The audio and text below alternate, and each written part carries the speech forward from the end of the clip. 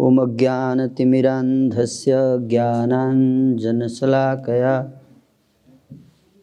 चक्षुरुन्मिलितं येन तस्मै श्रीगुरवे नमः। वाञ्छाकल्पतरुभ्यश्च कृपा सिन्धुभ्य एव च पतितानां पावनेभ्यो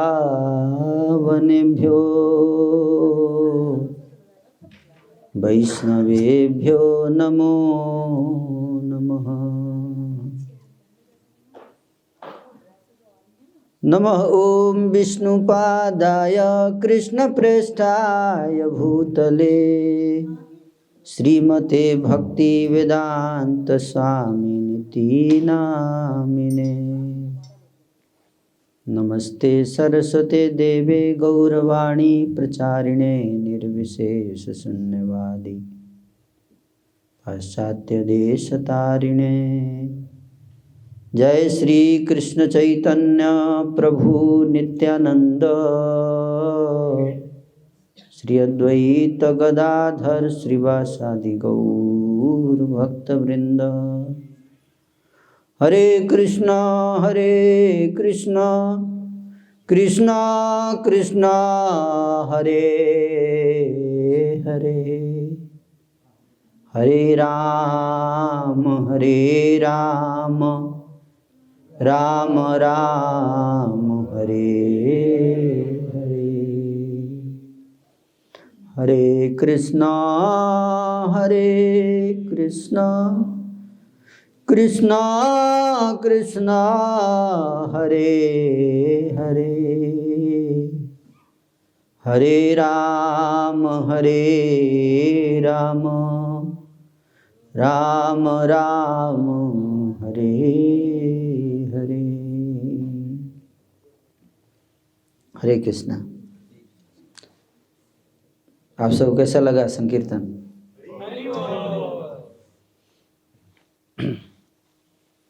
कली काले नामे रूप कृष्ण अवतार। भगवान कृष्ण कलयुग में प्रकट होते हैं अपने नाम के रूप में।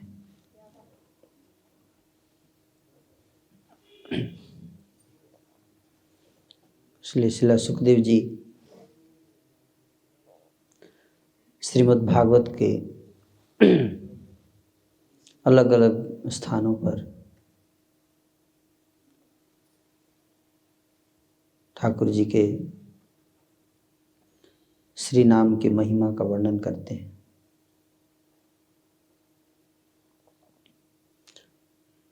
विशेष रूप से इस कलयुग में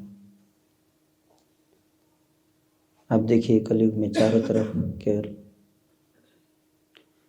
कलह और क्लेश ही है।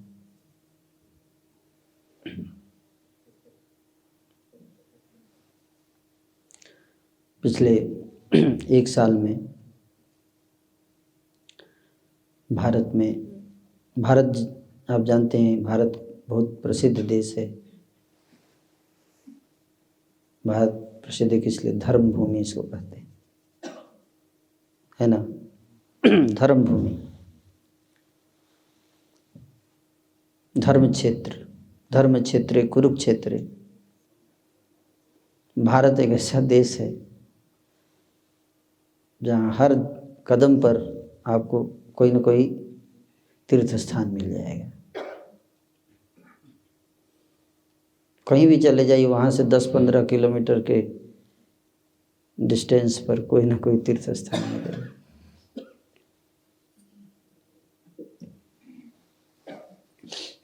कोई ऐसा राज्य नहीं है जहाँ तीर्थ स्थान ना हो।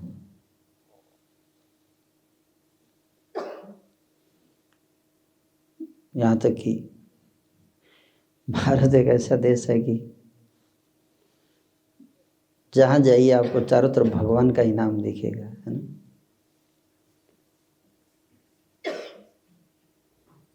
दुकानों पर भी लिखा रहता है लक्ष्मी खैनी भंडार। गणेश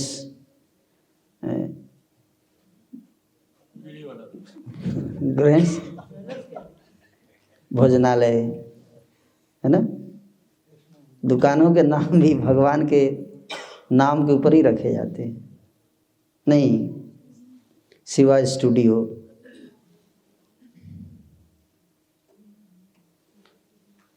ये ऐसा देश है, विचित्र देश है।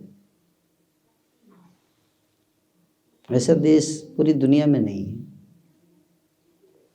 आपको कोई ऐसा मौसम नहीं है जो नहीं मिलेगा यहाँ।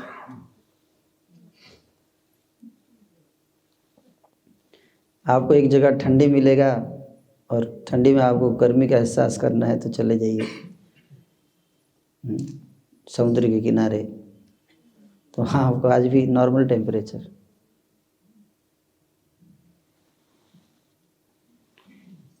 तो भारत एक ऐसा देश है ना, और उसमें भी आप लोग जिस देश प्रदेश में रह रहे हो तो विशेष है, जिसको देवभूमि ही कहा जाता है कि नहीं। उत्तराखंड देवभूमि, देवताओं का ही भूमि है ये।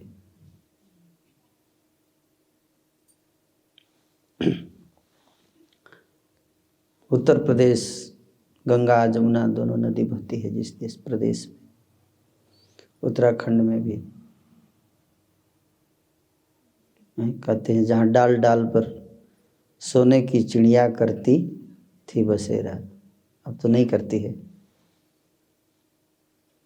वो भारत देश है मेरा, तो है कहीं अथाह,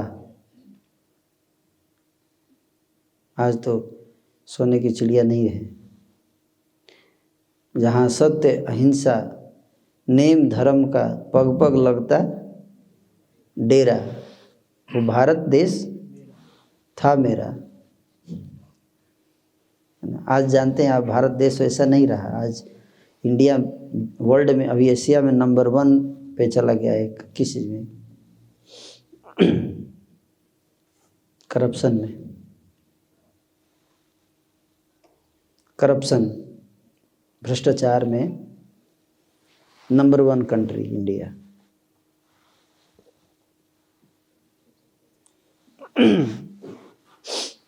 ऐसा पहले था ये देश ऐसा, आज बहुत स्थिति ठीक नहीं है, कलयुग है ये। पिछले 1 साल में भारत में 66 लाख क्राइम हुआ है, जो रजिस्टर्ड क्राइम। ये कलयुग का प्रभाव है।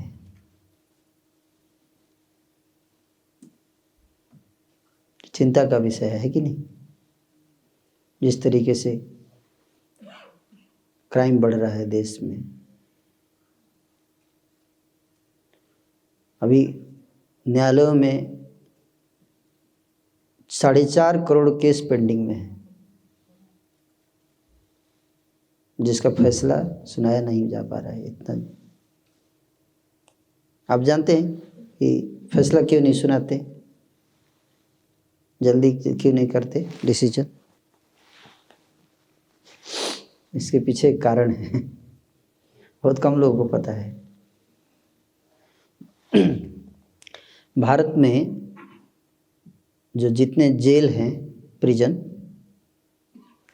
कुल कैदियों को 4,70,000 कैदी के लिए जेल है पूरे इंडिया में। तो जितने जेल है उसमें 4,70,000 कैपेसिटी है जेल का, और आज के दिन में जेल में 5,10,000 लोग ऑलरेडी भरे हुए।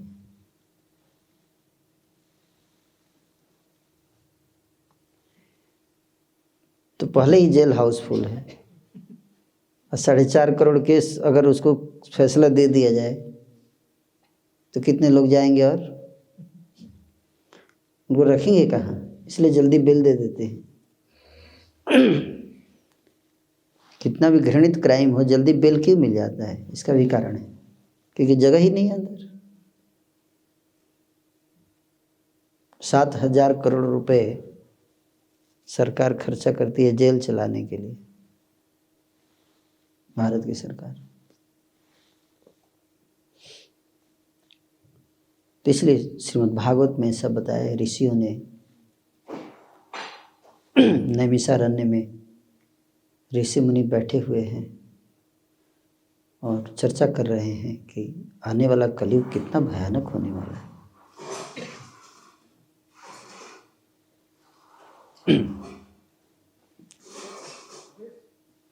इस कलयुग में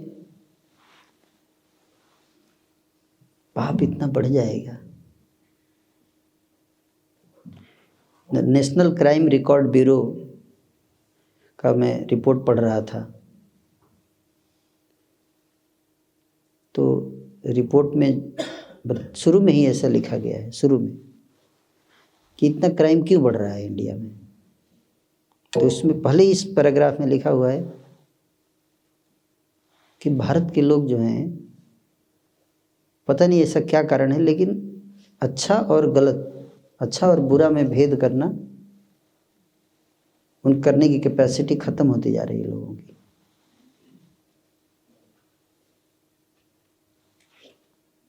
है ना? अच्छा क्या है, बुरा क्या है, उसमें भेद नहीं कर पा रहे हैं लोग।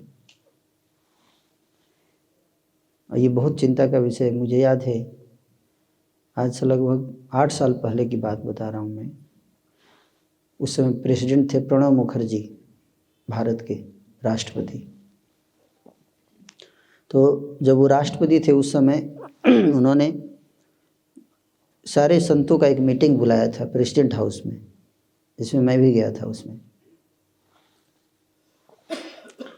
तो प्रणब मुखर्जी जो है, मतलब इतना चिंतित लग रहे थे। उन्होंने सबके सामने उन्होंने स्पीच दिया, तो वो बोला कि पुलिस हाथ खड़े कर चुकी है।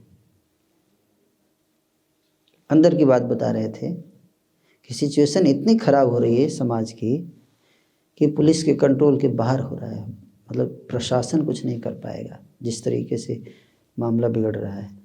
तो वो बोल रहे थे कि हमने आप लोगों को इसलिए बुलाया, धर्माचार्यों को, कि आप लोग कुछ कर सकते हो, आप लोग कुछ करो। और ये बात सत्य है कि बल के द्वारा, सजा के द्वारा हृदय को परिवर्तित नहीं किया जा सकता। बिनु सत्संग विवेक न होई, बिना सत्संग के विवेक संभव नहीं है। जो आधुनिक जो शिक्षा पद्धति है, मॉडर्न एजुकेशन सिस्टम जो है, इसमें बहुत पढ़ाया जाता है, लेकिन आप देखो सबसे ज़्यादा लिटरेसी रेट इंडिया में केरल की है ना? लेकिन नंबर 1 रेप केसेज में नंबर 1 पे केरल है, सुसाइड में नंबर 1 पे केरल है। इसका मतलब है कि ये शिक्षा पद्धति जो है लोगों को इंसान नहीं बना रही है। धनवान बना सकते हैं, इंसान नहीं बना, इंसान बनना बहुत। और संसार से जब इंसानियत खत्म हो जाएगी तो धन लेके क्या करेंगे? इसलिए इंसानियत को बचाना सबसे जरूरी काम है आज के समय में। ये कैसे बचेगा, इसी के ऊपर चर्चा है श्रीमद् भागवत में बताया गया है। पहले से ही बता दिया गया। अद्भुत बात ये भी है कि हमारे धर्मशास्त्र जो हैं उसमें पहले ही बताया गया है कि आने वाले समय में क्या होगा। ऐसा है वैदिक शास्त्र। प्रायण अल्पायुषा पंसा कलावस्मिन जुगे जना मंदा सुमंद मते मंदभाग्या उपद्रता। शौनक ऋषि कह रहे हैं श्रीमद् भागवत के प्रथम स्कंद के प्रथम अध्याय में कि हे महान ऋषि सुत जी, कलयुग आने वाला है। कलयुग में लोगों की आयु कम हो जाएगी। सबसे पहले क्या कम होगा? उम्र कम हो जाएगी। प्रायण अल्पायु, अल्पायु जैसे जैसे कलयुग बढ़ेगा लोगों की उम्र घटती जाएगी। चलिए आप देखिए, तुलसीदास जी, सूरदास जी, ये सब महान संत थे। उनके जीवन पढ़ेंगे तो 100-150 साल तक जीवित रहते थे। जगन्नाथ दास बाबा जी महाराज थे, 143 साल तक जीवित रहे। कोई मेडिकल नहीं, कोई दवाई नहीं, कोई हॉस्पिटल नहीं, है ना? इतने लंबे समय तो कैसे जीवित रहते थे, है कि नहीं? तो लोगों की उम्र कम हो जाएगी। श्रीमद् भागवत में बताया गया है कि कलयुग जैसे जैसे बढ़ेगा, जो हाईएस्ट आयु होगा, जो उसका नाम Guinness book of world record में जाएगा, वो होगा 30 साल। ऐसा समय आएगा, 30 साल का व्यक्ति का नाम Guinness book of world record में जाएगा, ऐसा समय आएगा। और सबसे लंबाई भी कम होती जाएगी, तो नाटे होते जाएंगे समय के साथ। 3 फुट का व्यक्ति जो है वो लंबू कहा जाएगा। वही 3 फुटा दिख गया तो लोग उसको सलामी मारेंगे, एक पीस रखा जाएगा म्यूजियम में। ऐसा भी व्यक्ति एक था 3 फुट का। और कलयुग के बारे में बता रहे हैं कि मंद लोग होंगे, मंद बुद्धि के लोग होंगे कलयुग में। मंद बुद्धि का मतलब ये है कि अच्छा और बुरा में भेद नहीं कर पाएंगे। जो गलत होगा उसको सही मानेंगे और जो सही होगा उसको गलत मानेंगे। इसको कहते हैं मंद बुद्धि है। और सुमंद मतयो, बुद्धि आलसी होंगे आध्यात्मिक कार्य में, आध्यात्मिक कार्य में बहुत आलसी होंगे, है ना। बिजनेस के लिए अगर उनको बोला जाए कि 4:30 बजे उठ जाइए, सुबह ट्रेन फ्लाइट है या कुछ इमरजेंसी चीज़ है, तो उठ जाएंगे लोग। लेकिन उनको बोल दिया कि मंगल आरती आई है 4 बजे उठ के भगवान के मंदिर में 4:30 बजे, तो क्या करेंगे? बोले ये नहीं संभव, ये कैसे होगा, है कि नहीं? ये नहीं हो सकता, सुबह उठने बहुत मुश्किल है। वैसे धन कमाने के लिए तो उठ जाएंगे, लेकिन भक्ति में उतना उत्साह नहीं दिखेगा लोगों को, भक्ति के कार्य में कमज़ोर हो जाएंगे। इसलिए आप देखिए आज भक्ति के कार्यों में लोगों का उत्साह धीरे धीरे कम होता जा रहा है। तो मंद होंगे, लेजी, सुमंद मत हो। श्रीमद् भागवत कहता है कि सुमंद मत हो। कुछ लोग थोड़ा एक्टिव भी होंगे तो उनकी बुद्धि जो है मंद होगी। बुद्धि मंद होगी मतलब क्या? वो समझ नहीं पाएंगे, है ना, आध्यात्मिक ज्ञान को समझ नहीं पाएंगे। और कुछ लोग होंगे जो आध्यात्मिकता में रुचि रखेंगे, तो वो मंदभाग्य, उनका दुर्भाग्य होगा। क्या दुर्भाग्य होगा?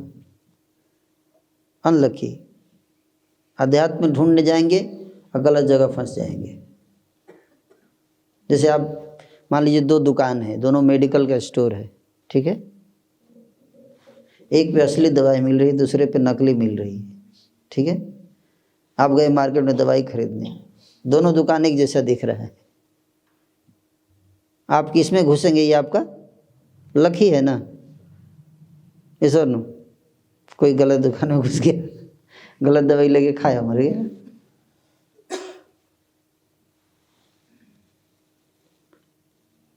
अब भाग्य भी ठीक नहीं है। क्यों भाग्य? कैसे भाग्य? इसलिए ठीक नहीं क्योंकि कर्म वैसे नहीं है।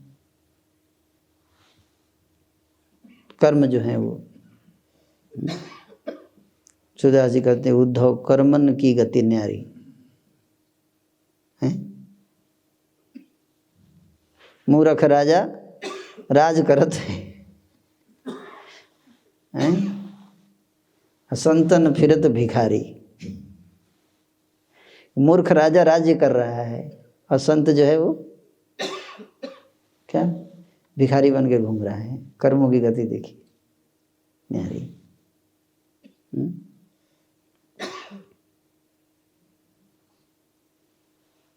तो कर्मों के कारण कुछ लोग इंटरेस्टेड होंगे भी, तो नाना प्रकार के पाखंड ढोंग समाज में व्याप्त है। धर्म के नाम पर, अध्यात्म के नाम पर उसमें फंस जाते हैं कहीं ना कहीं। जेन्युइन चीज़ मिलती नहीं है, शुद्ध शास्त्रों का ज्ञान मिलता नहीं है, इसको कहते हैं सुमंद मतेयो, मंद भाग्य। और थर्ड लास्ट क्या है? उपद्रता। उपद्रता मतलब हमेशा डिस्टर्ब रहेंगे, माइंड हमेशा क्या रहेगा? डिस्टर्ब रहेगा। कलयुग के जीवों के लक्षण बताया गया है। माइंड हमेशा कुछ ना कुछ टेंशन चलता रहेगा दिमाग में, है ना। तो इसलिए कहते कि ऐसी सिचुएशन आने वाली है कलयुग में, है ना। पाप बढ़ जाएगा, जो गलत है उसी को सही साबित किया जाएगा। जो शास्त्रों में जो बताया गया व्यभिचार, तो आज के समय में धीरे धीरे उसको नॉर्मलाइज होता जा रहा है दिन पर दिन, है कि नहीं। व्यभिचार है उसी को बोलते हैं ये तो सही है, इसमें क्या गलती है ना, इसमें क्या प्रॉब्लम है, ये तो ठीक है। नहीं, तो इस प्रकार से धीरे धीरे कलयुग की स्थिति, और अल्टीमेटली कष्ट किसको होगा? जनता को ही होगा। अगर अपराध बढ़ेगा तो किसको कष्ट होगा? अगर क्राइम बढ़ेगा तो किसको कष्ट होगा? अल्टीमेटली पब्लिक को ही कष्ट होगा, है कि नहीं। हमारा तो बैग कोई उठा के ले जाए तो गीता मिलेगा, उसको तो पढ़ेगा, है कि नहीं। लेकिन आप लोग का बैग उठा के ले जाएगा तो फिर ज़्यादा दिक्कत होगा, है ना। तो समाज में अगर व्यभिचार, दुराचार, भ्रष्टाचार बढ़ेगा तो अल्टीमेटली सब पब्लिक को ही कष्ट होगा। इसलिए संत लोग जो होते हैं उनकी हमेशा ही चिंता रहती है कि कैसे समाज का कल्याण हो, है ना। तो मैं जब इंजीनियरिंग कर रहा था, IIT दिल्ली में मैं था उस समय 2004 समय मैं अपनी मास्टर्स डिग्री कर रहा था। तो मुझे समाज की स्थिति को देखकर दुख होता था। कई लोग पूछते हैं कि आपको क्या ऐसा हो गया कि इतना पढ़ाई लिखाई करने के बाद आप इस रास्ते पर चल दिए, है ना। मुझे लगता है कोई भी समाज की स्थिति देखेगा ना तो आराम से सो नहीं पाएगा। जो समाज की स्थिति चल रही है अभी, तो मेरे मन में ये रहता था कि कैसे हम समाज को सही दिशा दे सकते हैं। यानी कि अभी है, संत बनने के बाद नहीं, उससे समय पहले ही था, जब मैं कॉलेज में पढ़ता था। तो उस समय मैं आया इस्कॉन के संपर्क में। मुझे लगा कि ये अच्छा काम है, संसार में इंजीनियर्स की कमी नहीं है कि नहीं। इंजीनियर की कमी है समाज में। इंजीनियर इतने प्रोड्यूस हो रहे हैं कि उनके लिए नौकरी इंजन नहीं है बनाने के लिए, है ना। टेंशन ये है कि एम्प्लॉयमेंट नहीं मिल रहा है ना। मतलब बहुत सारे लड़के पास आउट हो रहे हैं लेकिन उनके लिए काम नहीं है। तो इंजीनियर्स की कमी नहीं है, डॉक्टर्स की कमी नहीं है समाज में कमी है तो शुद्ध संतों की आज के समय में, जो समाज के प्रदूषण को खींचकर दूर करे। ये बहुत आवश्यक है ना। कुछ लोगों को आध्यात्मिक ज्ञान बांटने के लिए समाज में घूमना चाहिए। कुछ संत हैं भी तो क्या करते हैं, अपना कुटिया बना के वृंदावन या कहीं जाके भजन करते हैं। समाज में क्या चल रहा है उससे उनको ज़्यादा कुछ लेना देना है नहीं, कि समाज में जाके लोगों से को ज्ञान दें, अपना संग देकर उनके विचारों को शुद्ध करें, उनके आचरण को शुद्ध करें। तो इसलिए मैंने इस्कॉन को ज्वाइन किया। क्यों? इस्कॉन एक ऐसी संस्था है, मैंने देखा, जो हिमालय में नहीं जाती है ना।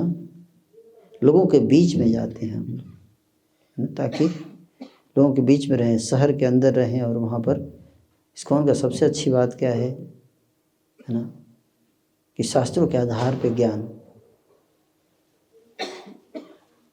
श्रील प्रभुपाद जी ने इस्कॉन की स्थापना की 1966 में। 1965 में जब श्रील प्रभुपाद जी अमेरिका गए, उस समय उनकी उम्र थी 80 साल, 70 साल।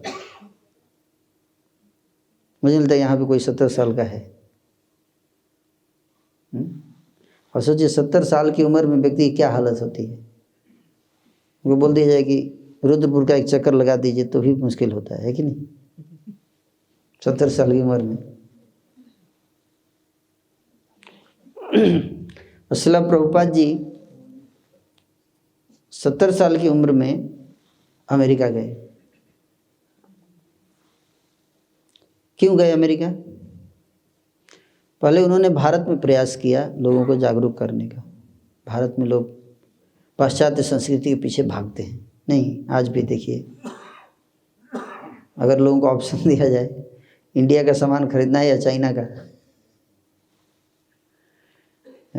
वैसे लोग बोलते हैं कि इस्कॉन जो है पैसा विदेश में भेज देता है, विदेशी चीज़ को बैकआउट करो, लेकिन मोबाइल चाइना का स्मार्टफोन रखेंगे,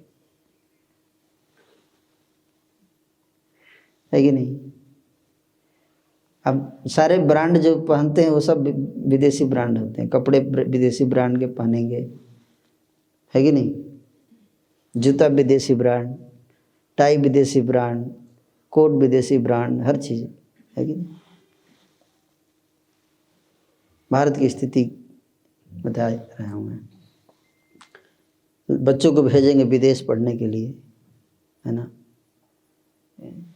हर चीज़ विदेशी है, लेकिन लोग बोलते, जब इस्कॉन की बात है तो बोलते विदेश पैसा भेज रहा है ना। ये भी समाज में एक बहुत ही बड़ा अफवाह फैला दिया गया है। आप कोई भी आप आइए हमारे मंदिर, आइए, आप लोग देखिए, आपको पूरा अकाउंट खोल के दिखा देंगे। इस्कॉन एक ऐसी संस्था है जो पूरी तरह ट्रांसपेरेंट ऑर्गेनाइजेशन है। एक एक पैसा आप देख सकते हैं, आकर खुली किताब है। रुद्रपुर का पैसा गाजियाबाद तक नहीं जाता, अमेरिका जाने की तो बात छोड़िए, है ना। एक एक पैसे का हिसाब भारत सरकार को, इस्कॉन को देना है, नहीं तो ईडी का छापा पड़ जाएगा तुरंत। हाँ, एक एक पैसे का, लेकिन समाज में अफवाह फैलाया गया है ना, कि लोग इस्कॉन जो है, आप देखो इस्कॉन पूरे भारत में 300 मंदिर चल रहे हैं इस्कॉन के, 300 टेम्पल्स। इसमें क्या होता है, मंदिरों में क्या करते हैं हम लोग, इस्कॉन के मंदिर का क्या काम है, मंदिरों में विशेष क्या होता है। बाकी मंदिरों से इस्कॉन के मंदिर थोड़े अलग हैं, क्योंकि आप इस्कॉन में देखोगे तो पढ़े लिखे संत होते हैं। और पढ़े लिखे संतों को क्या ज़रूरत है, क्योंकि इस्कॉन जो है एक यूनिवर्सिटी है। क्या है? यूनिवर्सिटी है, कोई टेम्पल केवल नहीं है। यूनिवर्सिटी में क्या होती है? Education, education. इसलिए आप देखेंगे इस्कॉन एक ऐसा मंदिर जहाँ पे आपको बहुत सारे यंग लोग मिलेंगे। यूजुअली आप जाइए कहीं भी मंदिर सत्संग में, ज़्यादातर ओल्ड लोग आते हैं, है कि नहीं। इस्कॉन में यंग लोग ज़्यादा मिलते हैं। तो कोई पूछता प्रभुपाद जी से कि आपकी संस्था में इतने यंग लोग क्यों रहते हैं?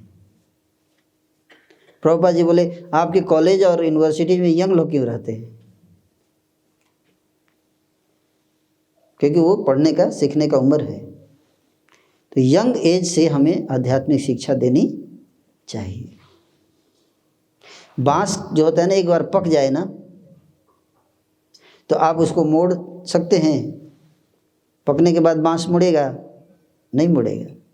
कच्चा है, आप उसको मोड़ के नाना प्रकार के शेप दे सकते हैं, लेकिन एक बार पक जाएगा तो मोड़ने पर टूट जाएगा, लेकिन मुड़ेगा नहीं। उसी तरह से कौमारम आचरित प्राज्ञो धर्मान भागवतान यह दुर्लभम मानुषम जन्म तदपि अध्रुवम अर्थदम। श्रीमद् भागवत में प्रहलाद महाराज बताते हैं कि बचपन से ही आध्यात्मिक शिक्षा होनी चाहिए। 5 वर्ष की उम्र से आध्यात्मिक शिक्षा दी जानी चाहिए। अब देखिए, बाकी धर्म के लोग अपने बच्चों को बचपन से आध्यात्मिक धर्म की शिक्षा देते हैं। इसलिए आप देखो, उन बच्चों को धर्म के प्रति इतनी निष्ठा है, इतनी निष्ठा है उनकी, जल्दी आप उनको परिवर्तित नहीं कर सकते धर्म। लेकिन सनातन धर्म में तुरंत धर्म परिवर्तन। कैसे? क्यों? क्योंकि फाउंडेशन स्ट्रांग नहीं है। तो फाउंडेशन स्ट्रांग नहीं होगा तो हल्का भी झटका आएगा भूकंप का तो बिल्डिंग क्या होगी? गिर जाती है। तो फाउंडेशन क्या है? बचपन, जो अवस्था। इसलिए श्रील प्रभुपाद जी कहते थे कि हमको युवकों को जरूर हमें आध्यात्मिक शिक्षा देनी चाहिए, बच्चों को। अभी हमने वृंदावन में फेस्टिवल किया था, यूथ फेस्टिवल। किशोर जी आए थे, है ना, पूरी फैमिली के साथ। चंद्रकांत जी भी आए थे। 2000 यूथ धोती कुर्ता पहने हुए, सारे इंजीनियरिंग कॉलेज के, बड़े बड़े कॉलेज, IIT और बड़े बड़े कॉलेज के यूथ धोती कुर्ता, माथे पे तिलक लगा के, कंठी माला, तुलसी की माला हाथ में जप कर रहे हैं। कहते आजकल के लड़कों को समझाना बहुत कोई मुश्किल काम नहीं है। समझाना, समझाने वाला होना चाहिए, है कि? और इतना अच्छा आचरण। पिछले 15 साल में इस्कॉन में रहते हुए मैंने कम से कम 25-30 हज़ार यूथ को मैंने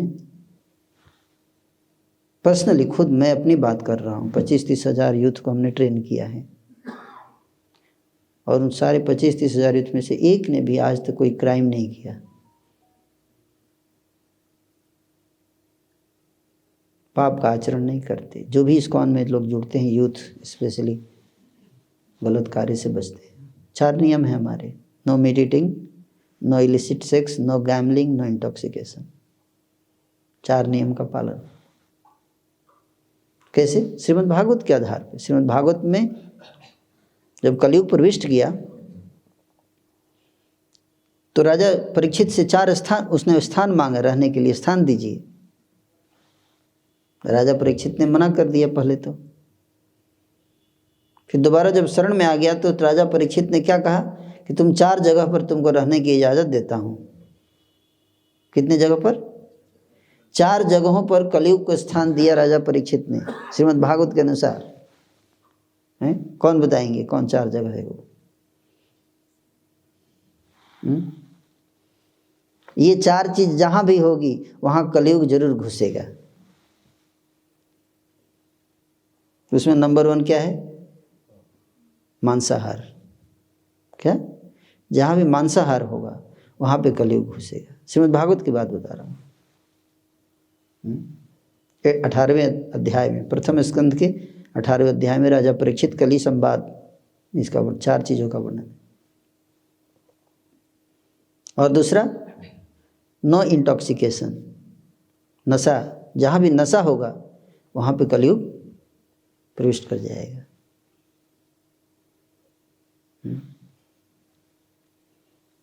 और नो इलिसिट सेक्स, स्त्री पुरुष के बीच व्यभिचार जहां होगा वहां कलयुग घुसेगा।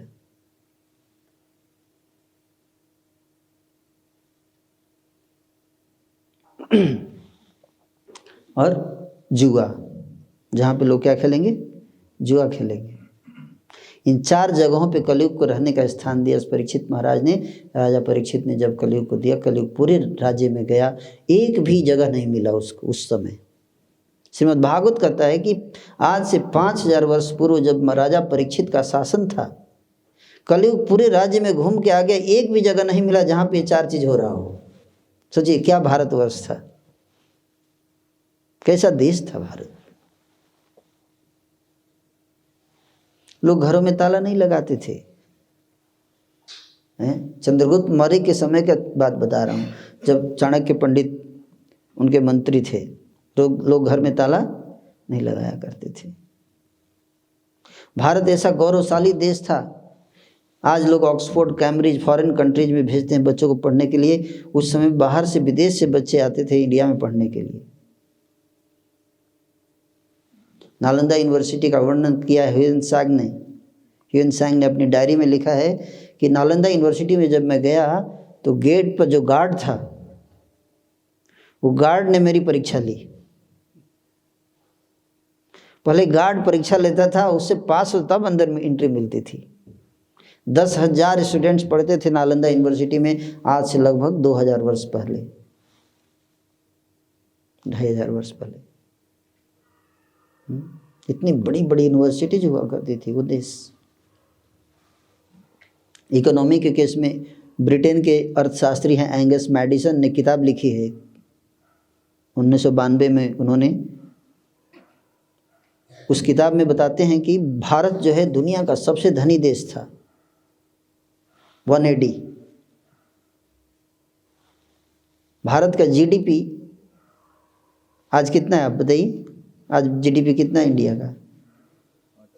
5-6। उस समय भारत का जीडीपी, उस किताब में बताते कि इंडिया का जीडीपी था 33% एट दैट टाइम। और वर्ल्ड में नंबर 1 पॉपुलेशन था इंडिया का, चाइना से भी ज़्यादा पॉपुलेशन था उस समय। क्योंकि उस समय पाकिस्तान, बांग्लादेश, अफगानिस्तान ये सारे इंडिया के पार्ट हुआ करते थे। Per capita income was the highest at that time. और लगभग 1500 ईस्वी तक, 16वीं शताब्दी तक भारत नंबर 1 इकोनॉमी रहा है वर्ल्ड का, अंग्रेजों के आने तक। जब थोड़े मुसलमान आए तो कम हुआ, फिर अंग्रेज आए। तो जब अंग्रेज आए इंडिया में, उस समय इंडिया का जीडीपी 18% था, 18th सेंचुरी में। और जब अंग्रेज गए 1947 में, उस समय 3% जीडीपी था इंडिया का।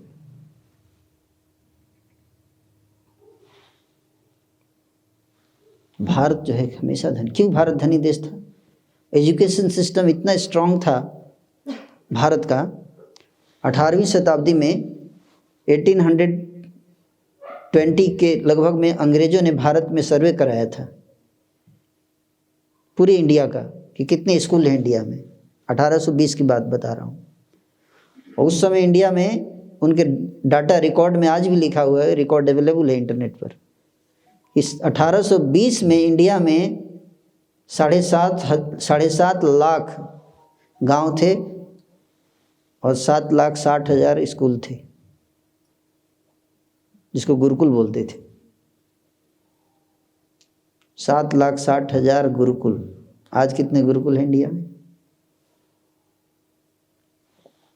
और वो गुरुकुल फ्री ऑफ कॉस्ट पढ़ाई होती थी, इसमें पैसा नहीं लगता था।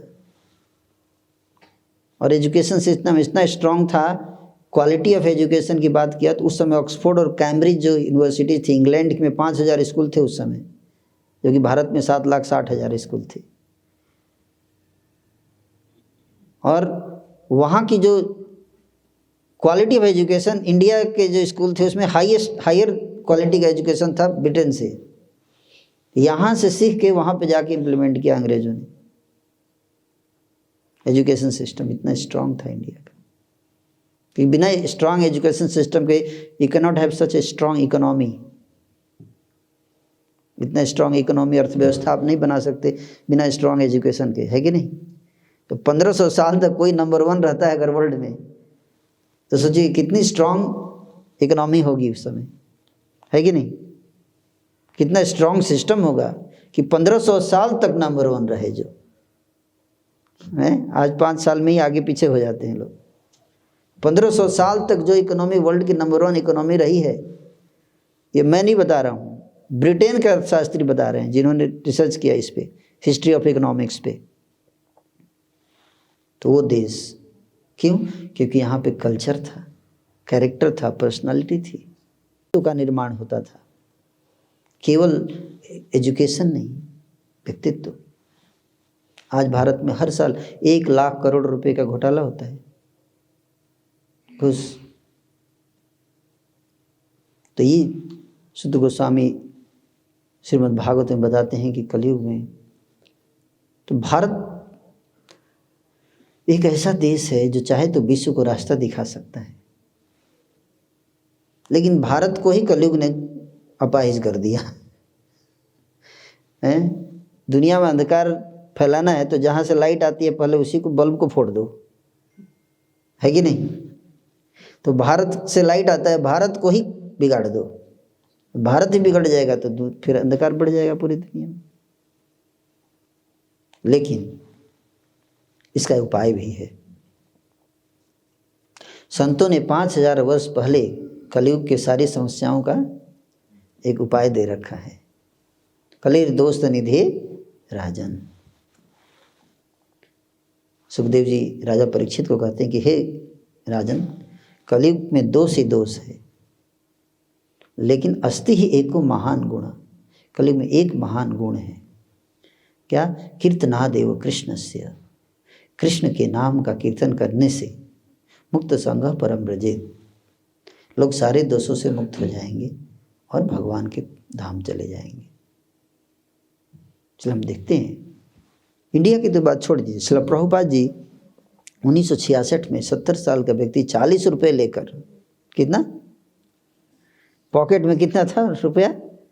40 रुपये लेकर हैं, 70 साल का बूढ़ा आदमी पानी के जहाज से, जिसपे पानी के जहाज पे क्या जाता है? माल जाता है कि नहीं, कार्गो शिप पे बैठ के 17 दिन समुद्र से यात्रा करके और अमेरिका पहुँचे।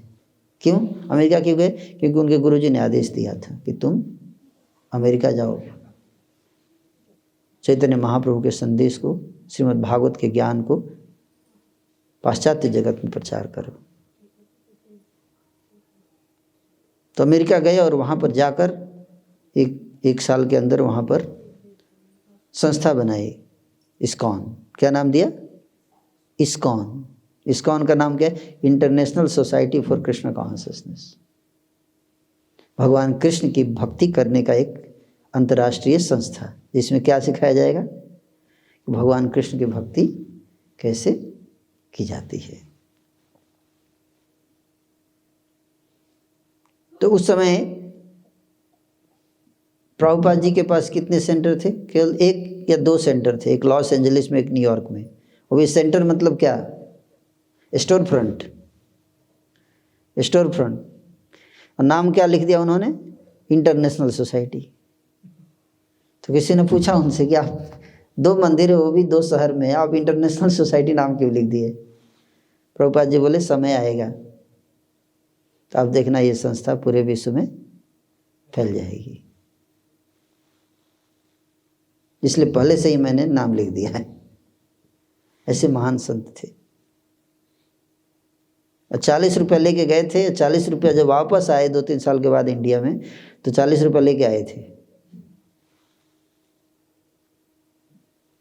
तो बोली इतना बड़ा काम कैसे किया, फिर इतना बड़ा संस्था कैसे बना दिया? पैसा कहाँ से आया? इंडिया में तो चलो लोगों को श्रद्धा है धर्म में, आप जैसे इतने श्रद्धालु यहाँ भक्त हैं, लेकिन अमेरिका में तो कृष्ण के भक्ति में किसी को श्रद्धा ही नहीं है, कोई कृष्ण को जानता नहीं है, भक्ति की तो बात छोड़िए। ये भी एक अपने आप में अद्भुत चमत्कार था, है ना, अद्भुत चमत्कार। आप देखो इंडिया में किसी को बोलो आप कि आप जप माला लेके जप करो, लोग हम माला लेंगे हाथ में, शर्म आती है हमको। जब झोली लेके घूमेंगे, बहुत शर्म आती है हमको। तो वो सिगरेट पीते हैं पब्लिक में तो शर्म नहीं आती है कि नहीं? शराब की बोतल लेके ऐसे पब्लिक में घूमते हैं, उसमें शर्म नहीं। भगवान का नाम जप करने के लिए झोली लेके घूमेंगे तो क्या आता है? शर्म आती है। सोचिए, ये अपने आप में प्रमाण है कि कलयुग जो है वो किस तरह से बढ़ रहा है ना। कि अच्छे काम में क्या आएगा? शर्म आएगा। बुरे काम खुलेआम कीजिए, उसमें गर्व का एहसास होगा, है ना। और वो पूछते भी आप शराब नहीं पीते? अरे हाँ, कोई कमी तो नहीं है। ऐसी ऐसी स्थिति है कलयुग की, है ना। और फिर बोलते शांति क्यों नहीं है ना, हमको शांति नहीं है। वही बीज बबूल का दाम कहाँ से पाए भाई साहब, वो बीज बो रहे हैं बबूल का और वेट कर रहे हैं कि आम क्यों नहीं आ रहा है, ऐसा सुनो बबूल का बीज बोने से आम आएगा, हैं? ऐसा ही गलत है। बीज बोते समय ध्यान रखना चाहिए, है कि नहीं। जिस चीज़ का बीज बो रहे हैं अगर उसी समय अच्छी क्वालिटी का बीज बो दें तो फिर तो आम आ जाएगा। बबूल का बीज बोया और बाद में कांटा आने लगा, ये कांटा क्यों आ रहा है? इसलिए क्यों आ रहा है, क्योंकि बीज बोते समय आपने ध्यान नहीं दिया। तो उसी समय उसी तरह से अपने जीवन में अगर हम लोग बुरी चीज़ों को वैल्यू देते, अच्छी चीज़ों को आने नहीं देते। और दुर्भाग्य की बात है कि समाज जो इस तरह से सेवक होता जा रहा है, सेवक होता जा रहा है, समाज की स्थिति ऐसी बनती जा रही है ना। और पाश्चात्य जो संस्कृति है वो हावी होती जा रही है भारत पर, जो संस्कृति खुद ही अपने आप को सुखी नहीं कर पाई। आप अमेरिका जाके देखिए क्या हालत है लोगों की। अमेरिका की स्थिति इतनी बदतर है, कॉलेजेज में प्रोफेसर और स्टूडेंट दोनों भारत के होते हैं। 70% प्रोफेसर और 70% स्टूडेंट दोनों भारत के होते हैं। वहाँ के यूथ ड्रग्स लेके एकदम नशे में धुत रहते हैं सारे, बाहर से हायर कर रहे हैं सारे। वहाँ पे इतने डाइवर्स होते हैं, 100 में 70 मैरिजेज टूट जाती है 3 साल के अंदर, और 10 साल के बाद तो 100 में 100 मान के चलिए। 1-2 बड़े भाग्यशाली लोग बचते होंगे। एक औरत ने वर्ल्ड रिकॉर्ड बनाया, Guinness book of world record, divorce में 17 शादी करने का, है ना। और उसमें एक और आश्चर्य था कि उसका दूसरा पति उसका 15वां पति था। मतलब कि दूसरा नंबर पर जिससे विवाह किया, फिर डाइवोर्स दिया, फिर 15वें नंबर पर फिर से उसी से विवाह किया, और फिर डाइवोर्स दिया, फिर 16वां नंबर विवाह किया है। ये स्थिति है समाज की, सोचिए हैं। अब बच्चों की क्या स्थिति होगी उस समाज की। वही कल्चर धीरे धीरे इंडिया में भी आ रहा है, एक कलयुग है। तो प्रभुपाद जी जब गए अमेरिका तो उन्होंने उन सबको सही मार्ग पर लेकर आए। इतने अमेरिकन सब आज देखिए, अमेरिकन्स जो हैं धोती कुर्ता तिलक कंठी माला, स्त्रियां वहाँ की साड़ी पहनती हैं, है कि नहीं। पुरुष जो हैं वो धोती कुर्ता पहनते हैं, भगवत गीता का प्रचार कर रहे हैं, भगवत गीता पढ़ भी रहे हैं। विदेशों में बहुत है इस्कॉन, आप कहीं भी चले जाइए विदेश में आपको वहाँ इस्कॉन का मंदिर मिलेगा कोने कोने में। कोई ऐसा शहर नहीं है विदेश में जहाँ इस्कॉन का सेंटर ना हो। और इंडियन आपको कल्चर, वैदिक कल्चर वहाँ पे मिलेगा। न्यूयॉर्क में भी जाएंगे तो वहाँ मिलेगा, लंदन चले जाइए वहाँ पे मिलेगा।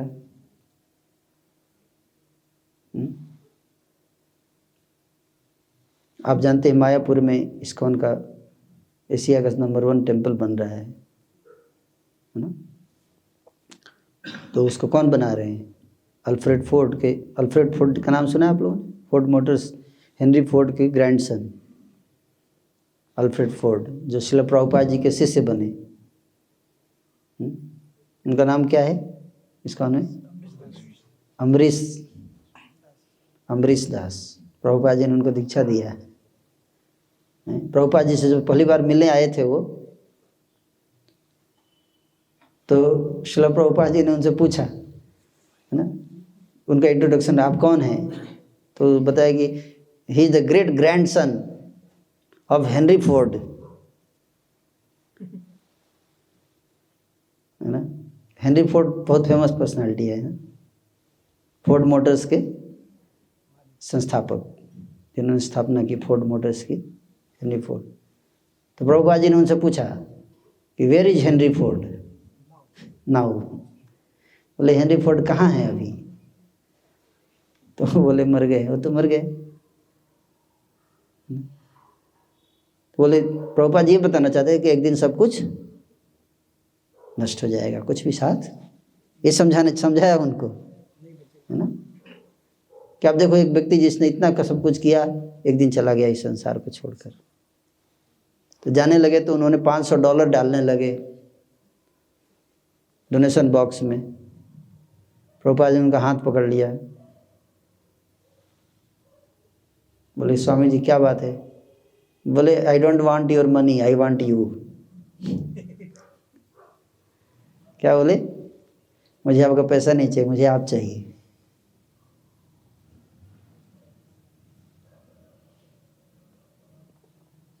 तो फिर उनको बहुत आश्चर्य हुआ कि ऐसा साधु है ना। प्रभुपाद जी के शिष्य बन गए। तो कई 300 करोड़ रुपए उन्होंने मायापुर प्रोजेक्ट को बनने के लिए दिया। 300 करोड़। और हम बोलते हैं विदेश पैसे जा रहा है। वृंदावन का जो मंदिर बना है इस्कॉन का, विदेश से पैसा आके बना है। दैट टाइम शुरू में जब इस्कॉन था उसमें भारत के लोग उतना सहयोग नहीं करते थे, विदेशियों ने सहयोग किया इस्कॉन को बनाने के लिए, बढ़ाने के लिए, प्रचार बढ़ाने में, सब कुछ, है ना। प्रभुपाद तो 40 रुपये लेके गए थे, कहाँ से विदेश जाएगा पैसा? और इतना फैला संस्था तो विदेशी पैसे से ही फैला ना। लेकिन कुछ लोग जो हैं वो अफवाह फैलाते हैं कि विदेश में मान लीजिए अगर प्रचार, आप देखो इंडिया में कितना पैसा विदेश से आता है धर्म का प्रचार करने के लिए। क्रिश्चियनिटी इतनी फैल रही है, पैसा कहाँ से आता है? विदेश से आता है ना। तो अगर विदेश से इंडिया में पैसा आता है तो क्या इंडिया का पैसा विदेश नहीं जाना चाहिए? विदेश में सनातन धर्म का प्रचार करने के लिए जाना चाहिए कि नहीं जाना चाहिए? तो अगर मान लो चला भी गया तो क्या चिंता है? ऐसे गया नहीं है कि प्रभुपाद जी तो 40 रुपये लेके गए थे। लेकिन अगर मेरा कहना है कि अगर धर्म का प्रचार करने के लिए जाए भी तो हमें देना चाहिए। ले जाओ, विदेश जाओ, विदेशों में सनातन धर्म को फैलाओ, है कि नहीं?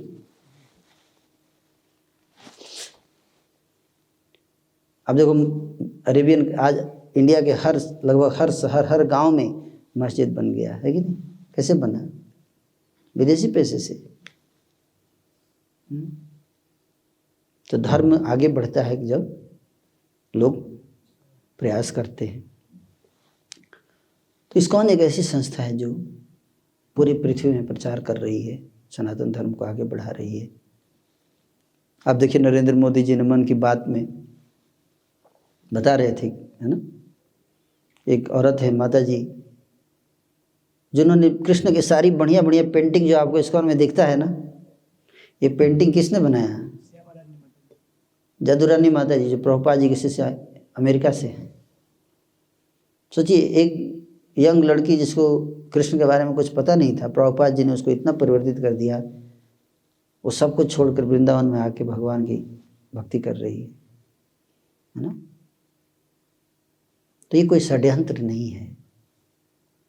जब शुरू में इस्कॉन के डिवोटी आए थे विदेश से इंडिया में, तो इंडिया के लोग बोलते थे CIA के एजेंट हैं, ऐसे बोलते थे।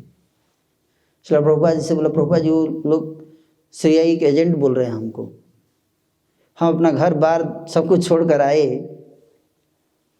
धर्म का प्रचार करने के लिए, सनातन धर्म का, अपने माता पिता सबको, और यहाँ पे आए, हम सोचे हमको लोग अप्रिशिएट करें, लोग बोल रहे हैं CIA के एजेंट है।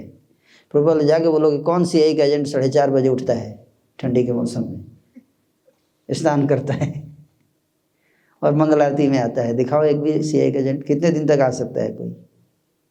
हैं? सुबह 4:30 बजे रोज उठ के आप जाइए किसी भी इस्कॉन मंदिर में जाइए, देखिए। अगर कोई साजिश होगी तो लोग 4:30 बजे उठ के भगवान के सामने, इतने सालों तक 50 साल से इस्कॉन चल रहा आएंगे, है ना।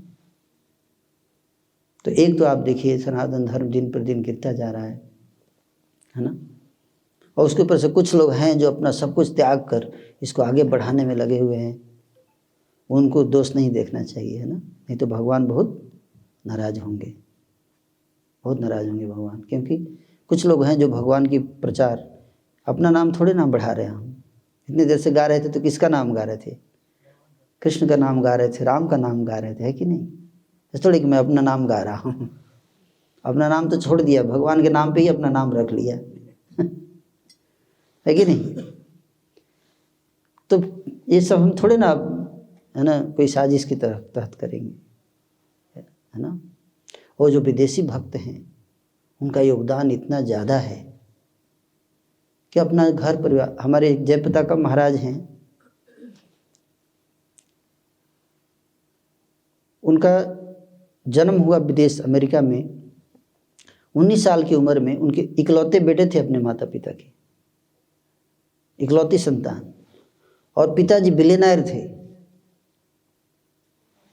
पिताजी बिलियनर थे और यूनिवर्सिटी में सबसे नंबर 1 रैंक था उनका, स्कॉलरशिप मिलती थी पढ़ाई के लिए। और जब श्रील प्रभुपाद जी से मिले तो सनातन धर्म के प्रचार के लिए उन्होंने अपना सब कुछ छोड़ दिया।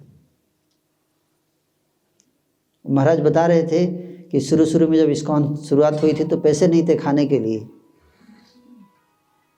भक्त लोग प्रभुपाद जी को बोले कहाँ से आएगा पैसा, इतने 15-20 भक्त हैं, सेंटर कैसे चलेगा? प्रभुपाद जी बोले जाओ सब लोग होटल में काम करो। होटल में काम किया। सोचिए इतना पढ़ा लिखा व्यक्ति आकर होटल में काम कर रहे हैं, है ना, ताकि सेंटर मंदिर को आगे बढ़ाया जाए। इतना संघर्ष, इतना स्ट्रगल करके। आप रसिया जानते हैं, रसिया कम्युनिस्ट कंट्री है, वहाँ पे इस्कॉन के प्रचार के लिए अनुमति नहीं थी। वहाँ पे जब भक्तों को देखते थे कि गीता बांटते हुए, हरिनाम करते हुए, पकड़ के जेल में डाल देते थे। कई भक्तों को, है ना, जेल में ही उनको मार मार के उनकी हत्या कर दी गई। लेकिन उन्होंने प्रचार को नहीं रोका, गीता के ज्ञान को बढ़ाने लगे, बढ़ाते रहे। आज रसिया में 50 मंदिर हैं, 50,000 भक्त हैं वहाँ ना। तो जो लोग भगवान के संदेश का प्रचार करने के लिए अपना जीवन समर्पित करते हैं, पद्म पुराण के अनुसार उन भक्तों की निंदा हमें नहीं, उनका सहयोग करना चाहिए, ना कि हमको उनकी निंदा करनी चाहिए। तो आप देखो, दुर्भाग्य है कि भारत के समाज में इतनी उत्कृष्ट संस्था है इस्कॉन। अभी बांग्लादेश में आपने देखा ही, हमारे 3 भक्तों की जान चली गई, है ना। क्यों चली गई जान? क्योंकि इस्लामिक एरिया में प्रचार कर रहे हैं। पाकिस्तान में भी मंदिर हैं।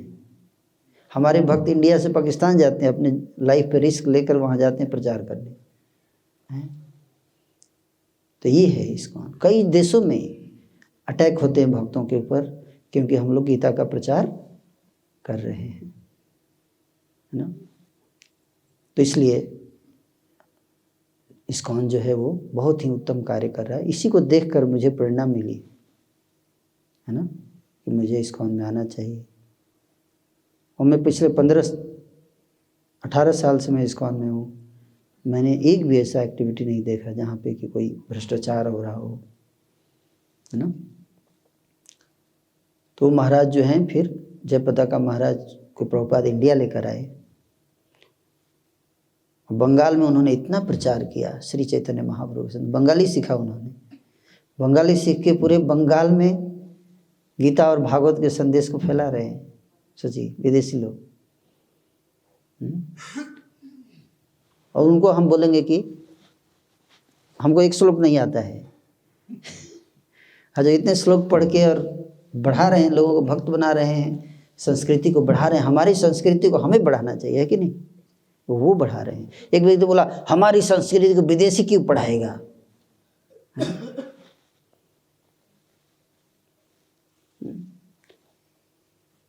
विदेशी इसलिए पढ़ाएगा क्योंकि हम नहीं पढ़ा रहे हैं। कौन से, है ना, जब इंडिया में गेहूं सफिशिएंट नहीं होता तो हम क्या करते हैं? इंपोर्ट करते हैं ना, ऐसा नो। तो देखिए, चीनी गेहूं है, इसको मत लेके आओ, या जापान से गेहूं नहीं लेंगे हम। उसी तरह से जब भारत की संस्कृति को आगे बढ़ाने के लिए हमें, है ना, विदेशियों का धन्यवाद देना चाहिए कि उन्होंने अपना सब कुछ छोड़कर और पूरी दुनिया में गए प्रचार करने के लिए। आज भी आप देखिए जयप्रताप महाराज, उनके पूरा शरीर पैरालाइज है, पूरे शरीर पैरालाइज है, फिर भी आप देखिए लेक्चर देते हैं गीता के ऊपर। इस अवस्था में है ना, ऐसे महान संत हैं तो विदेशी धरती से आकर और गीता के संदेश को अपना जीवन निछावर कर दिया। तो आज धीरे धीरे इस्कॉन का प्रचार बढ़ रहा है और आप सब भक्तों के सहयोग से रुद्रपुर में भी है ना हम लोग प्रयास कर रहे हैं। चीज़ अपनी कोई नई चीज़ नहीं, हम गीता के संदेश जो है उसी को यथारूप प्रस्तुत करते हैं। गीता भागवत हमारे मूल ग्रंथ हैं, है कि नहीं?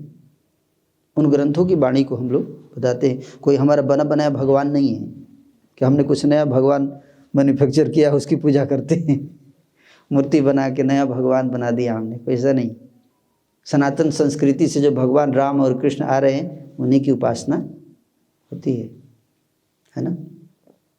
कृष्ण भक्ति, श्री चैतन्य महाप्रभु आज से 500 वर्ष पहले कृष्ण भक्ति का प्रचार किए, उसी संदेश को आगे बढ़ा रहा है इस्कॉन। विदेश से थोड़े ना आया है। चैतन्य चरितामृत ग्रंथ जो है वो कृष्णदास कविराज जी ने बंगाल में लिखा, वृंदावन में बैठकर राधा मदन मोहन जी के मंदिर के प्रांगण में उस ग्रंथ को पढ़ाते हैं पूरे विश्व में। तो इसलिए हम सबको इस कार्य में सहयोग देना है। आप सबका मैं बहुत आभारी हूँ, रुद्रपुर निवासियों का, कि आप सब लोग इसको संदेश को आगे बढ़ने में सहयोग देते हैं। और आप लोगों के प्रयास से ही हम लोग यहाँ पे सनातन संस्कृति का प्रचार कर सकते हैं। हम लोग ने संपूर्ण समर्पित किया है ना, और परिवार, देश, परिवार, समाज, नौकरी सब छोड़ के आए है ना।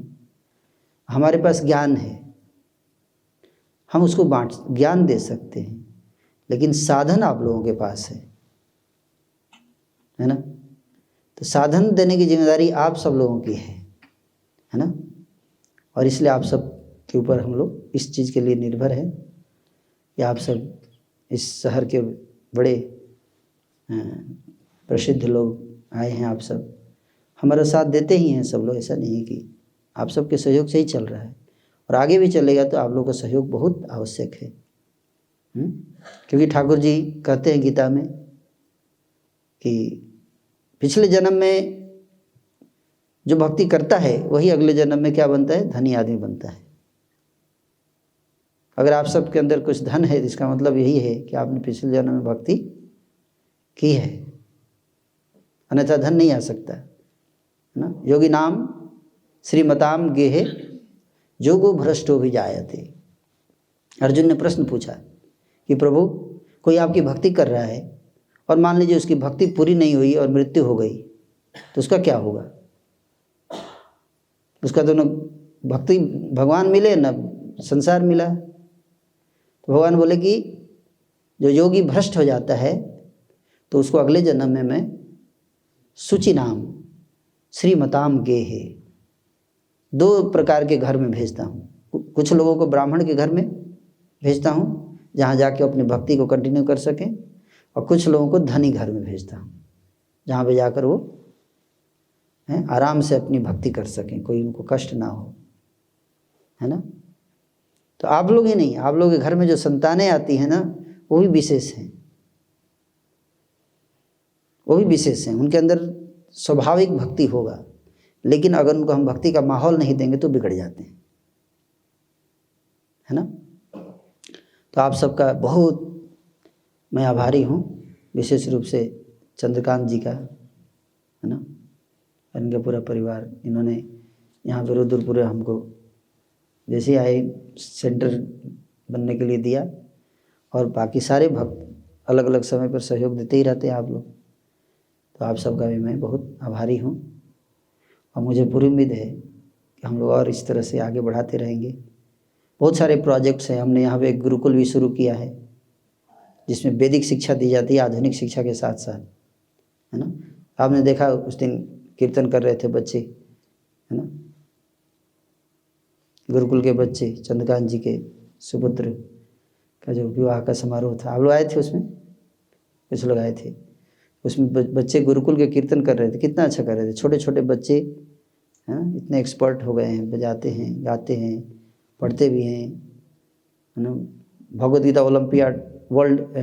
ओलंपियाड हुआ था पूरे वर्ल्ड में, 2.5 लाख बच्चों ने पार्टिसिपेट किया था पूरे वर्ल्ड से, यूनाइटेड नेशंस के कोलैबोरेशन से किया गया था, 2.5 लाख बच्चों का ओलंपियाड, उसमें हमारे गुरुकुल के बच्चे ने टॉप किया, रुद्रपुर गुरुकुल का।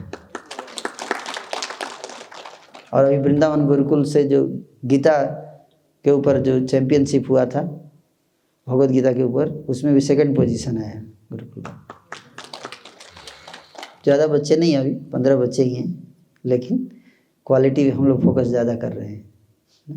तो जो ओल्ड हमारा जो प्राचीन गुरुकुल सिस्टम था, जिसमें केवल आधुनिक ज्ञान ही नहीं बल्कि साथ ही साथ कैरेक्टर भी, दोनों competence as well as character, है ना, जो कि दोनों जरूरी है एक लीडर बनाने के लिए, है ना। बड़े बड़े जो लीडरशिप के ऊपर बुक्स लिखी गई हैं, है ना, या आप लोग भी अपने जीवन में, आप लोग सफल लोग हैं, आप लोग ने बहुत सफलताएं प्राप्त की हैं अपने जीवन में। अगर आप अपने जीवन को ही पीछे जाके देखें तो कितने कठिन दौर से आप लोग गुजरे और कितने चैलेंजेज आए, और उसमें आपने कितने सिद्धांतों के आधार पे अपना जीवन जिया, तब जाके आप बिजनेस में आप इतने आगे बढ़ पाए, है कि नहीं। बिना कैरेक्टर के, बिना प्रिंसिपल्स के व्यक्ति भगवान की भक्ति के असाधारण जीवन में भी सफलता नहीं प्राप्त कर सकता, है कि नहीं। सिद्धांत होने चाहिए, और अगर हम बच्चों को सिद्धांत नहीं सिखाएंगे आने वाले समय में, तो बच्चे जो है वो बिगड़ जाएंगे। तो इसी तरह से अलग अलग प्रकार के कार्यक्रम हमारे चल रहे हैं, और मंदिर भी हमारा शुरू होने वाला है। मंदिर का मतलब आप जानते ही हैं क्या, यूनिवर्सिटी, जहाँ पे एजुकेशन पे ज़्यादा जोर दिया जाएगा, है ना, स्पिरिचुअल एजुकेशन। तो चंद्रकांत जी ने ज़मीन दे दिया है, अब बनाने की जिम्मेदारी आप सबकी है, और हम लोग क्या करेंगे फिर, हम लोग पढ़ाएंगे और क्या करेंगे, है ना। तो भगवान ने आप सब लोगों को, भगवान की कृपा हुई है, आप सबको धन से संबल बनाया है ना। तो हम दोनों मिलकर सनातन धर्म को आगे बढ़ा सकते हैं। हरे कृष्णा। मैं आप सबका बहुत आभारी हूँ कि आप सब आए, कार्यक्रम में अपना समय दिया। आप सबका समय बहुत कीमती है, फिर भी आप लोगों ने समय दिया, इसके लिए मैं आप सबका धन्यवाद देना चाहूँगा। विशेष रूप से किशोर जी का, जिन्होंने कार्यक्रम अरेंज कराया। सारी माता जी, आप सबका भी बहुत बहुत धन्यवाद। हरे कृष्णा। किसी को कोई प्रश्न हो तो पूछ सकते हैं।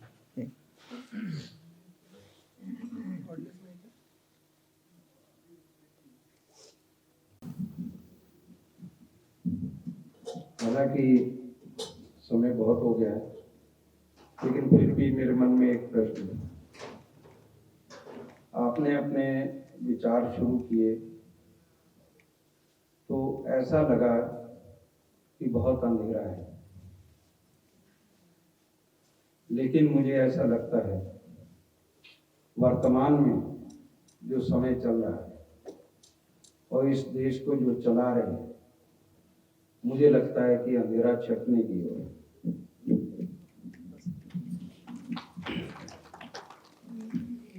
नहीं, अच्छी बात है। मैं भी अगर हो जाए तो ये तो इससे खुशी की क्या बात हो सकती है, अच्छी बात है। लेकिन हमें ये भी समझना है कि समाज के अंधेरे को दूर करने के लिए एक व्यक्ति के द्वारा नहीं हो सकता, है ना। इस बात को हमें भूलना नहीं चाहिए, है ना, कि हर इंसान को इंसान बनना पड़ेगा अगर समाज को के अंधेरे को दूर करना है। तो आपकी बात सही है कि भारत का नेतृत्व अभी अच्छा है, मोदी जी अच्छा कार्य कर रहे हैं, उनका कैरेक्टर भी अच्छा है, लेकिन हर बच्चे को, हर व्यक्ति को मोदी बनना पड़ेगा, तभी जाके अच्छा कैरेक्टर बनना पड़ेगा, है कि नहीं। और आज ये भी सच्चाई है कि मोदी जी को जो चैलेंजेस का सामना करना पड़ रहा है वो आसान नहीं है कि नहीं। तो ये चैलेंजेस बहुत हैं, है ना। अपने यूथ ही, है ना, चैलेंजेस दे रहे हैं स्ट्रॉन्ग। तो हम सबको भी अपनी जिम्मेदारियां करनी पड़ेगी। इंसान को इंसान बनाए रखना बहुत ज़रूरी है ना।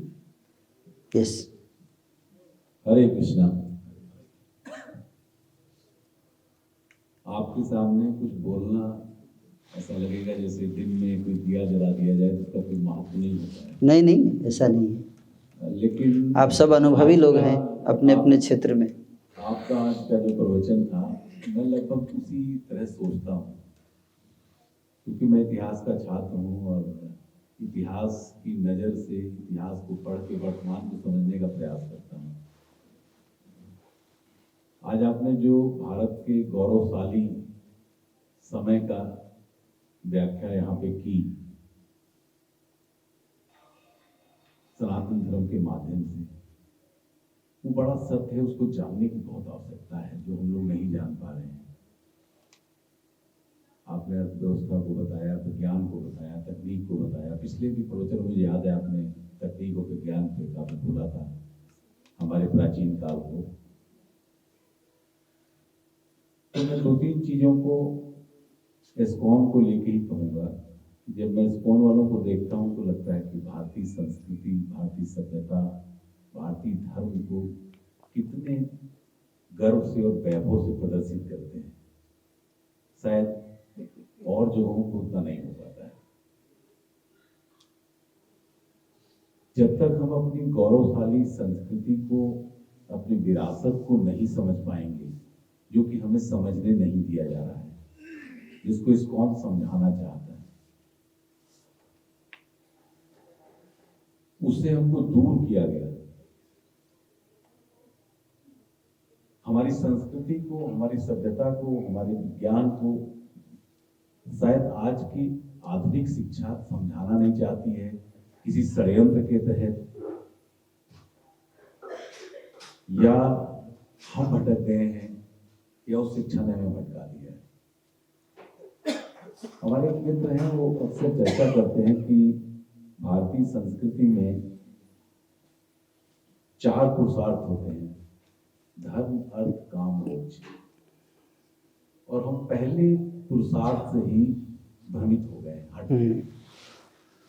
जैसा प्रभु जी ने भी चर्चा किया कि जो हमारे मंदिर हैं वो विश्वविद्यालय है, यूनिवर्सिटी है, यही हमारी संस्कृति है। बिल्कुल।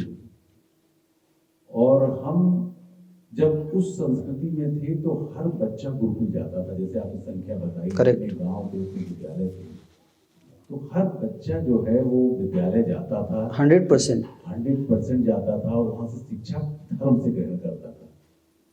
जब हम धर्म जहाँ सिखाया जाता है कि जीवन क्या है, मानवता क्या है, मनुष्यता क्या है, प्रकृति क्या है, उस शिक्षा से ही विरत हो रहे हैं, तो हम कैसा अर्थ कमाएंगे, हम क्या काम करेंगे, हम अपने परिवार का पालन पोषण अपने राष्ट्र के साथ कैसे करेंगे?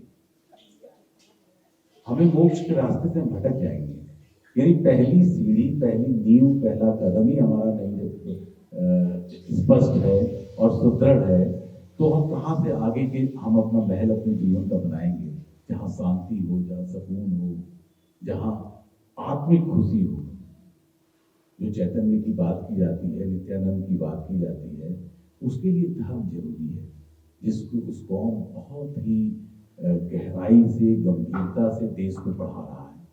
हंसते हैं लोग देख के, इस्कॉन के लोगों को मैंने देखा जब वो गीता की पुस्तकें सड़क पे दौड़ दौड़ के बेचते हैं, और उस गीता की पुस्तक को, जिस गीता में जीवन का सार है, दुनिया कह रही कि गीता में सब कुछ है, और उस गीता को पढ़ने के लिए निःशुल्क रूप से जब इस्कॉन के सदस्य सड़क पे दौड़ दौड़ के गाड़ी को रोक के बेचते हैं, ऐसा लगता है जैसे टकरा जाएंगे गाड़ी के आगे। कितना उनमें जुनून आपने भरा है। इस साल भी हमने 26 लाख गीता बांटी है।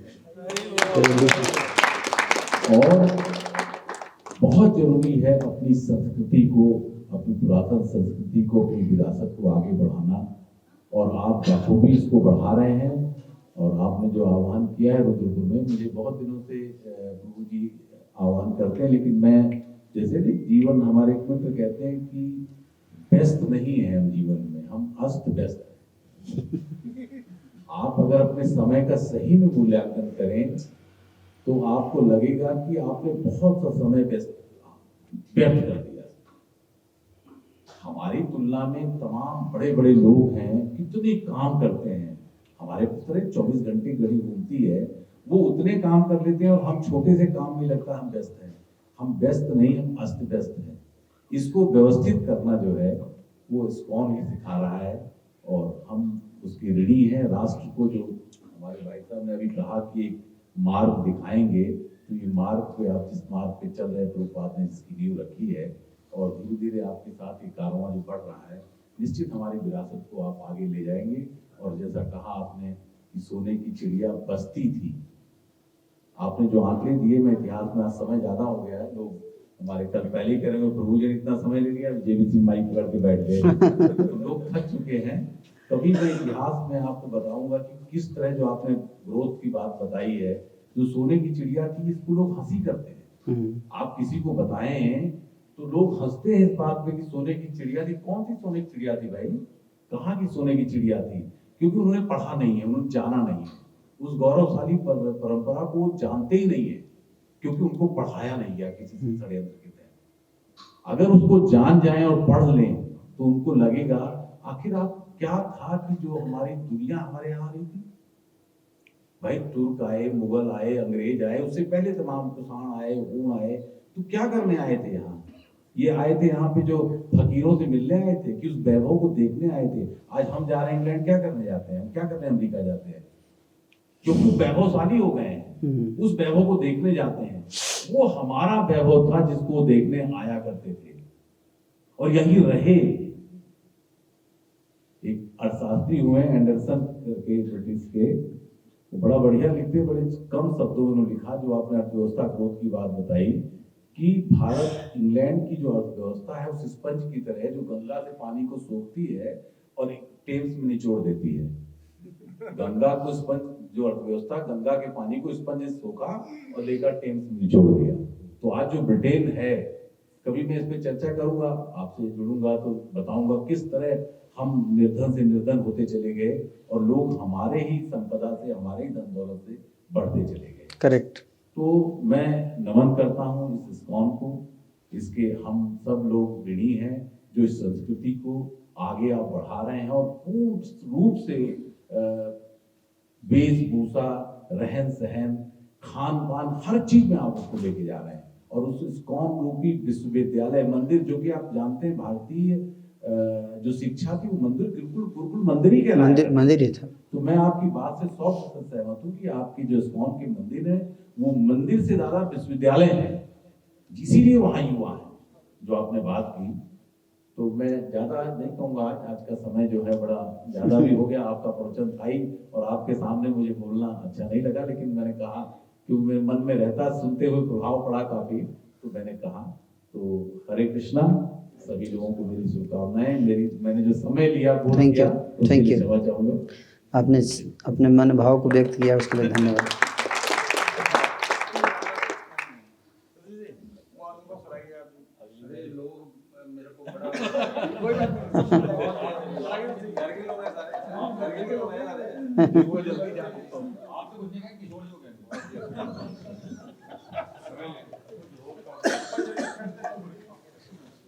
हमारे किशोर जी जो हैं, ये बड़े धार्मिक विचारों के और हमारे मॉर्निंग ग्रुप के ये लीडर भी हैं।